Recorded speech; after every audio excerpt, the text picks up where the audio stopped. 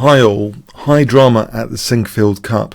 Magnus Carlsen had been drawing lots of games until rounds 10 and 11, where he beat Wesley So and Maxim Bachelor-Grave in those two rounds, and basically equalled the high score of the tournament, so we're into tie-breaks with Ding Liren.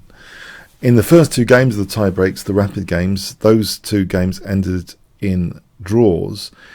In the third game, Magnus lost on time and had to try and win this game now with the white pieces. So Ding Liren playing black. So that's the context here. Magnus can't have a draw. He must win with the white pieces. Let's have a look at this Blitz game. Blitz games in general shouldn't be analysed too deeply, of course. The time factor plays a big role in compromising moves. But also the tournament situation is going to bias the moves played as well. So bear that in mind, that Magnus has to win now with the white pieces. He kicked off with e4. Ding Liren plays e5. So we have a Roy Lopez with a6 now, so this is going into the Roy Lopez closed variation because of the bishop e7, d3, b5. Yeah, it's pretty closed. d6, c3. So now knight a5, wanting that light square bishop. For the moment, this is preserved. It's moved back. c5. We have d4. This is an interesting move. Magnus has played against Aronian from this position in Stavanger 2015 in a long game and played rook e1 here, and that game continued a bit like this, and eventually actually Magnus won in 40 moves actually. It was a d4 later. Anyway, he won with white there, delaying that d4, but here he played it immediately. So Ding Liren took that and now castled h3. We have rook e8, d5 closing the position. Here, if d takes e5, d takes, if white tries to win a pawn there, then bishop d6 is going to be good, hitting the knight, and knight takes e4, that should be even. And instead, if white plays queen takes the 8 here, then bishop takes the 8, immediately protects the e5 pawn. Pardon me. So e5 is protected here. Okay, so anyway, so d5, which does give black the c5 square to play with. However, this bishop looks really hemmed in. This bishop on e7 looks a bit of a problem piece. Black played bishop d7. We have knight c3 and now queen b8. Bishop d3, rook c8, knight e2, knight b7, and now a move which isn't objectively a move probably ordinarily played by Magnus in this type of position. He plays g4. It does kind of compromise king safety significantly to play a move like this. We're told as a general rule you should be very careful when moving pawns. That's a type 1 committal decision, especially around your king. It's like pawns don't go backwards, and you're also exposing your king in a sort of long-term fashion if you can't cover the resulting weaknesses. So it is a danger signal, this g4, that white's king could be vulnerable later. We have knight c5, which also is a great reaction, hitting the bishop and the e4 pawn. So white can't really just drop the bishop. That e4 is going to be dropped here. So white protects the e4 pawn, and the light square bishop, it's quite interesting to get this light square bishop is quite dangerous fundamentally, because this bishop can actually potentially go after b4 to this diagonal. So this is dangerous, and black does go for it, gets that light square bishop. The other aspect to this, in conjunction with g4, of course, h3 is a bit of a target to the bishop without a counterpart. So later, moves like h5 are going to be more effectual than usual. Bishop's like blasting down that diagonal already. For the moment, though, b4 immediately threatens on this diagonal to win the exchange with bishop b5. So white has to get out of the way there. Just to put that on the board, there's nothing magical white can do against bishop b5 apart from lose the exchange. It's not too much compensation. So we have rook e1 getting out of the way of bishop b5. But we have queen b5 now instead, offering the exchange of queens. Magnus wants to keep the tension going, perhaps more chances of winning if the queens are on. If he did take anyway, there's an interesting option if black wants, just to have the active rook on the a file to double the pawns and play like this with h5. This should be at least equal for black. Black's pretty active there, and the bishop's kind of liberated. It's quite dangerous for white. And in this position, by the way, if g5, then knight h7, and if h4, bishop g4, this light square bishop can be a bit of a menace, as you might expect. So queen d1, and now rook c7. It's a very comfortable position for black, it seems, with the bishop pair in the c file at the moment. Bishop e3. We have the rooks just simply doubling. Knight d2. So white's idea here, it seems, is to play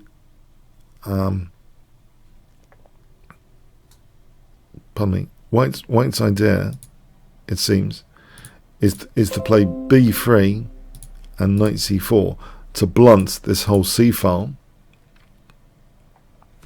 We have g6, b3, queen b7. Now knight c4 is played, but it is a target to bishop b5, so it gets pretty tactical now. Some tactical transactions trying to sort of undermine this c-file blockage. Knight a5 hitting the queen, queen b8. Queen d2, and one of the points is that this b-pawn seems a bit awkward here. It seems a bit loose. And actually, black shields it with the tactical rook c3. And it's very, very difficult to visualize in this position if this bishop can ever actually be used on squares around the opponent's king here. It's very difficult to appreciate if that's really a risk factor at this point. It's very interesting now what happens if you make a note of that. The light square bishop in conjunction with these what seems to be absolutely theoretically shielded non-practical weaknesses to exploit, because a weakness is only a weakness if it's exploitable, right? But we have peculiar stuff going on now. a3, a very tactical move. Now that is taken, and we have another tactical move, knight c6, hitting the queen and threatening the rook.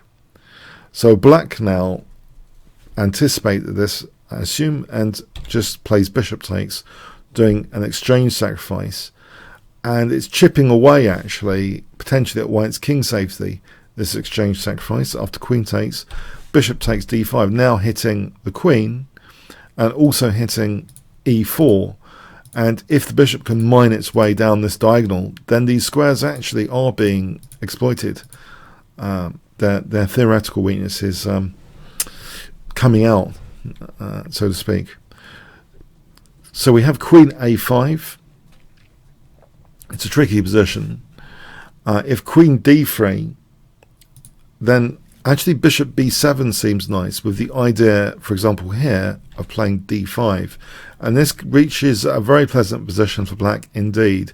For example here, black's doing absolutely wonderfully with this queenside installation, and that pawn on a3 is very, very nice. And if we look at this again, with say queen takes a3, that runs into bishop takes b4. Winning the exchange back, black's getting a big advantage there. So it becomes very, very tricky, basically, on a move like queen d3, with the idea of bishop b7 and d5. Very tricky indeed. So we have actually queen a5 going after, it seems, this a6 pawn. So bishop takes e4. Now here, perhaps best for white, in a theoretical sense, is to get rid of this light square bishop, so it's not sort of probing these potentially vulnerable light squares. And white could do that with knight takes e4 as a sort of safety mechanism for the king, if nothing else. And this position, if we follow as an example variation, seems as though white should be at least fine here. White's not actually... white can attack the knight at d5. If white had taken the knight here, then that runs into d5, hitting the queen and the rook. So yeah, it's some very interesting variations on knight takes e4, just to show that again, where yeah, it seems as though the white king would be relatively safe here. So even if this bishop h6 hitting the knight and rook. Black just casually does that, protecting the rook, so that rook takes it as d5. There's very technical variations, but it seems overall knight takes e4 is a safety way to go. But Magnus plays g5, and now a shocking move.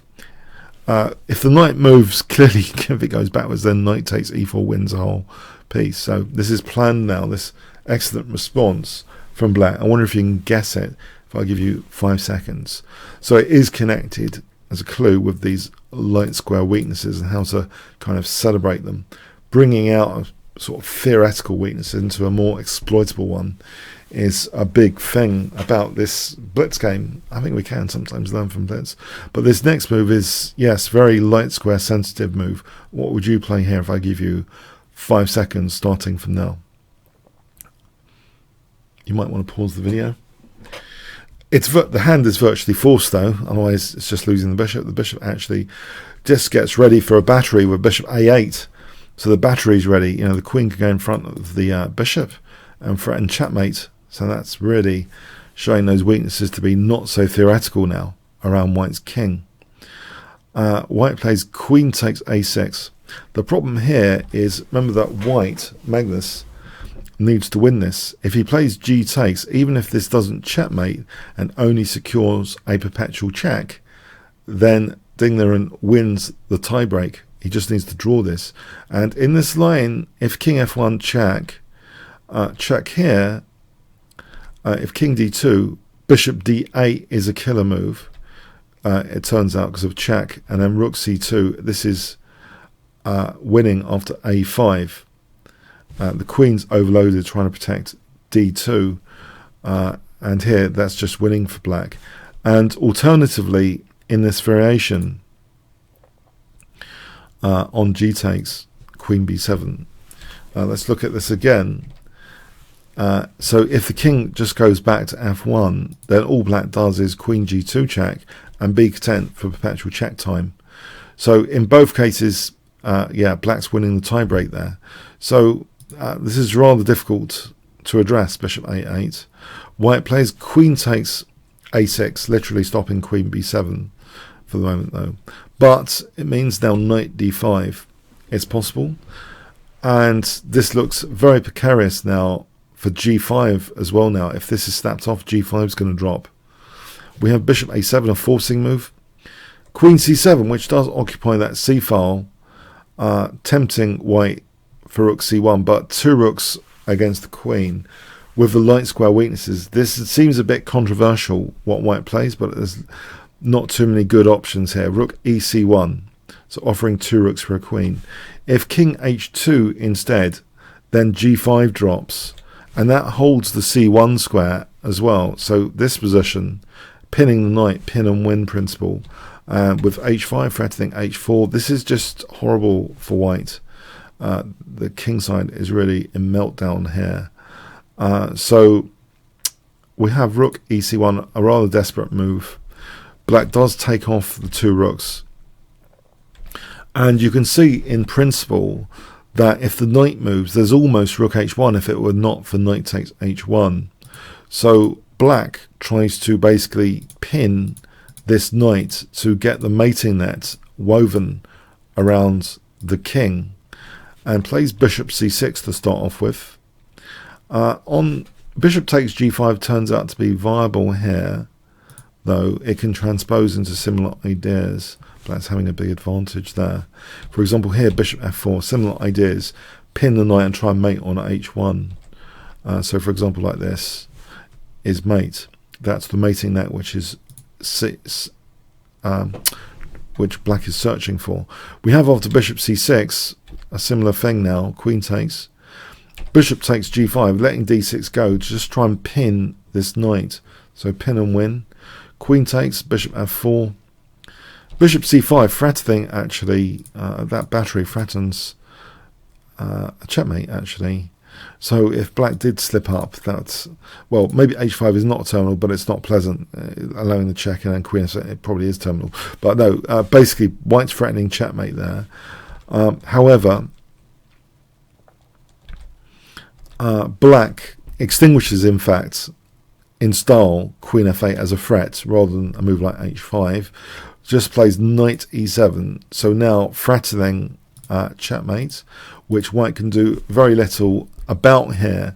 Magnus actually resigned in this position, so if queen takes e7, there's checkmate. It's very difficult to delay, do anything about it. If f3, that's just the delay after bishop takes f3. This is a vicious mating net construction. So if here, okay, that white's just suffering badly there, just losing every bit of material really, reaching that position, which is not very good. So yeah, white had to really resign after knight e7.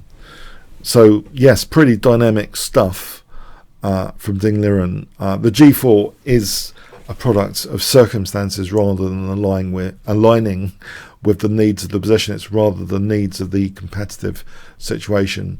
Magnus wasn't too upset by this. I think he's greatly relieved of his wins in the longer time controls in games in rounds 10 and 11 against, as I say, Maxim Vachier-Lagrave and Wesley So respectively. So those two wins cheered him up no end in this tournament anyway.